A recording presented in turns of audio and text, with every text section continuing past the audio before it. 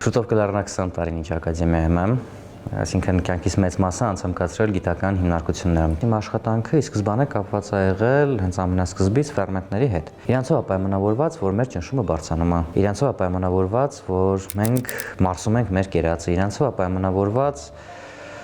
մեր ամբողջ նյութափոխանակությունը, իրանցով է պայմանավորված բազմաթիվ բաներ ու ցավոք նաև իրանցով է պայմանավորված բազմաթիվ հիվանդություններ։ Այդ թվում նաև այնպիսի հիվանդություններ, որոնք այսօր դեռ անբուժելի են համարվում։ Այսօրվա գլխավոր սխալ ընդունված դեղը անձամբ իմ համար, քանի որ ես զբաղվում եմ հենց հակաբիոտիկային կայունության ուսումնասիրմամբ եւ դրա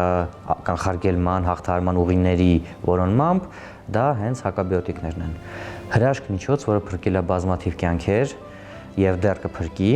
բայց միևնույն ժամանակ կործանել է ամբողջական էկոհամակարգեր, ինչպես նաև առաջացրել է գլոբալ խնդիր այսօրվա բժշկության, դեղագործության,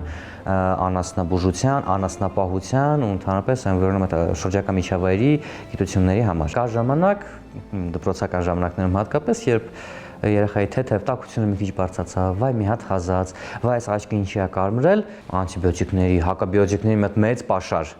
անկանոն ու ահռելի մեծ քանակով։ Տես տվեցի էլ չի հազում։ Հաջորդ անգամ էլ կտան չի հազա, բայց արդեն 4-րդ անգամից հետո հակաբիոտիկը երեխային չի օգնի։ Ցավոք սրտի Հայաստանում այդքան էլ զարգացած չի դեղերի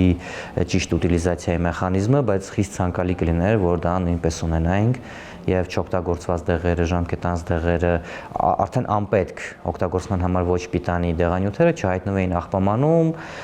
կոյուղաջրերում կամ հանկարծչանի ժամկետանց երկարատև ժամկետանց, այսինքն վնասակար պոտենցիալ քիմիական նյութեր պարունակող դեղերը մարդու կողմից օգտագործվի ու առաջացնի հավելյալ խնդիրներ բուժելու փոխարեն։ Երկրորդը ինչով զբաղվում եմ, այդ էլի համաշխարհային երկրորդ փորձանքն է։ Չնայած շատ իրան որպես առաջին են դասում, այդ պլաստիկներով աղտոտվածությունն է։ Մենակ այն, որ արդեն միկրոպլաստիկ հայտնաբերվել է պլացենտայում, պտղի շուրջը, այն հատվածում, որը մինչև հիմա համարվում էր գերպաշտպանված, բարձում է այդ այլանդակությունը կարողանում է թափանցել նույնիսկ այդտեղ։ Նույնիսկ ոնց որ դեպքի են եղել, որ մայրական կաթում է հայտնաբերվել։ Դա նշանակում է, որ արդեն վերջ։ Մենք ամբողջ մոլորակը հաջողացեցինք 60-70 տարում աղտոտել այնպես, որ հետ մաքրելը շատ դժվար կլինի, որ ընդունվեց օրինագիծ պլաստիկ տոպրակների սահմանափակման վերաբերյալ, իմ երևի սուբյեկտիվ կարծիքն է, բացարձակ օգուտ չտվեց, օգուտ տվեց դա միայն տոպրակներ վաճառելու որոշակի գումարի ձեռքբերման համար, որովհետև մարդիկ ոնց այդ տոպրակները օգտագործում են, այդպես էլ շարունակեցին, ովքեր մինչև դա շոփերով էին գնում բազմակի օգտագործման տոպրակներով խանութ, նույնպես շարունակում են դա, ընդամենը 2-3%-ի մոտ կարող է մի բան փոխեց,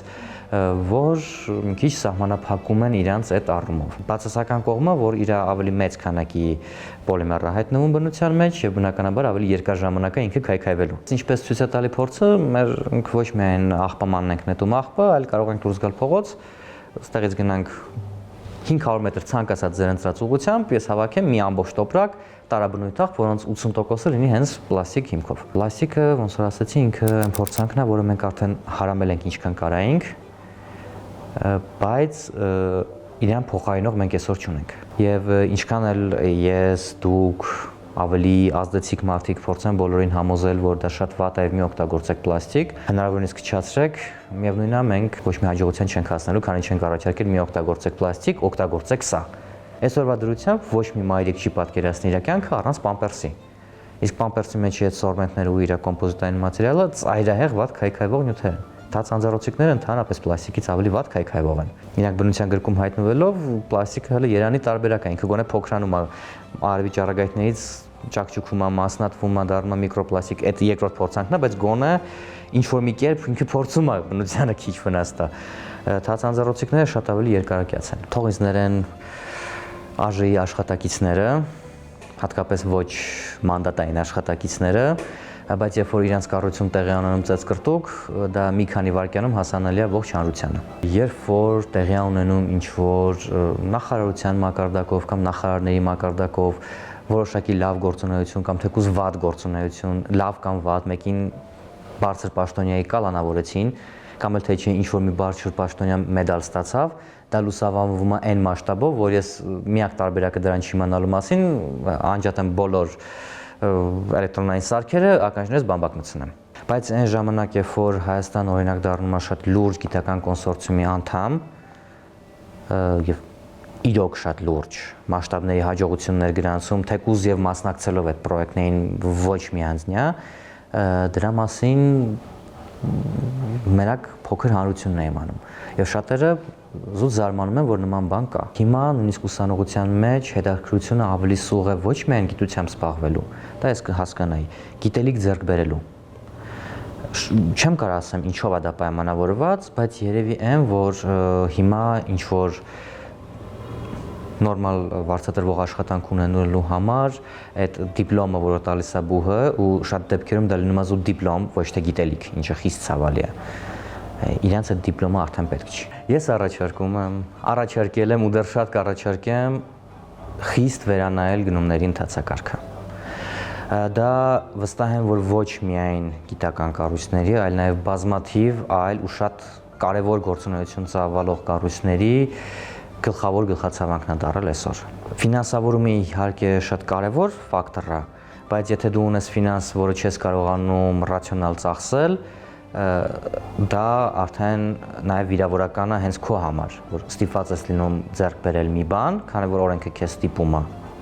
որը քեզ բացարձակ պետք չի կամ որը դու վստահ ես, որ չի ծառայելու իր նպատակին։ Ես Նյուքասլի համալսարանում էի, Միացյալ Թագավորության։ Այնտեղ ես 5 շաբթի արդեն դուրս գալուց համալսարանից իմ մենտորին ասացի, որ սենց պրայմեր է ինձ պետք, մենք դիզայնը հաջորդականությունը մշակեցինք, ինքը խնդրեց մի հատ բան իրան գրեմ տամ, տվեցի դուրս եկա։ 3 շաբթի օրը առավոտյան ինքը արդեն դրած էր իմ սեղանին։ Հայաստանում գնումների ընթացակարգով մենք նույնպես բազմաթիվ անգամներ ձեռք ենք բերել։ Մարտի 1-ին հայտը ուղարկվել է, այսինքն տենդերը շահվել է, ընթացակարգը սկսվել է, պրայմերները ես վերցրել եմ դեկտեմբերի 25-ին։ Այդ ընթացքում ես կարայի կատարեի հետազոտություն, հարցի մյուս կողմն է կհաջողվեր թե չէ, բայց ես կկատարեի, կունենայի նոր արդյունք, վատ դեպքում կորեկտիրովկի հնարավորություն, փոխելու, զարգացնելու, կունենայի այդ ժամանակը։ Իսկ հիմա ես ունեի ընդամենը 1 շանս։ Եվ դա արդեն զուտ հաջողության վրա հիմնված ինչ-որ բան է, բախտս կբերի թե չէ, գիտությունը չի սիրում բախտ։ Գիտությունը այսօր Հայաստանում իրականում շատ բանի կարիք ունի։ Առաջինը դա վերաբերմունքի փոփոխությունն է, որը կամաց-կամաց իրականացվում է։ Շատ լավ է, քանի որ իրականացվում են գիտության փառատոններ, ցույց է տրվում, որ գիտությունը դա հետաքրքիր ոլորտ է, գիտությունը դա ոլորտ է, որով կարելի է զբաղվել, գիտությունը ոլորտ է, որը արդյունք է տալի, գիտությունը դա ինչ որ ծերուկներ չեն մորուքով գզգզված մազերով տարօրինակ լեզվով խոսացող, դա մեր մեջ պտտվող մարդիկ են, ովքեր զբաղվում են, եւ դա իրենց համար հասարակ աշխատանք է, միգուցե շատ հետաքրքիր, միգուցե իմ համար հետաքրքիր, միգուցե ավելի ստեղծագործական, քան օֆիսային աշխատանքը, միանշանակ ավելի դժվար, որովհետև հանձնարարականները, ինչպես նաև արդյունքների գնահատումը, նպատակները էլի հենց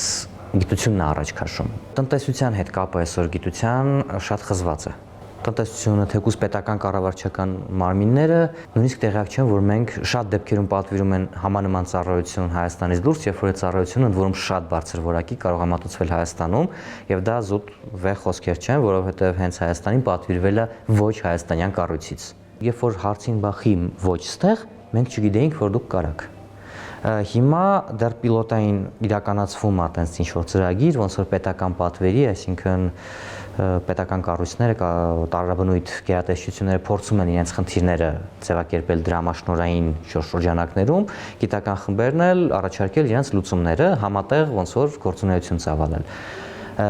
Բայց դեռ շատ բացեր կան։ Մենք ունենք գիտական կազմակերպություններ, ովքեր ունեն պատրաստի գիտական պրոդուկտ, որը չեն կարողանում իրացնել։ Բազմաթիվ հիմնականում օբյեկտիվ ֆակտորներից ելնելով, իրանք մրցակցային չեն կարող լինել։ Իսկ երբ որ գալիս է մասնավոր ձեռնարկությունը, ինքը ունի երկու պահանջ. ձեռք բերել հնարավորինս էժան, վերավաճառել հնարավորինս թանկ։ Այսինքն գիտությանը մաքսիմալ քիչ տալ իր մշակման համար եւ փորձել հնարավորինս շատ դրանից եկամուտ ստանալ, իրենց մեղադրելու չի, դա հենց կոմերցիայի սկզբունքն է։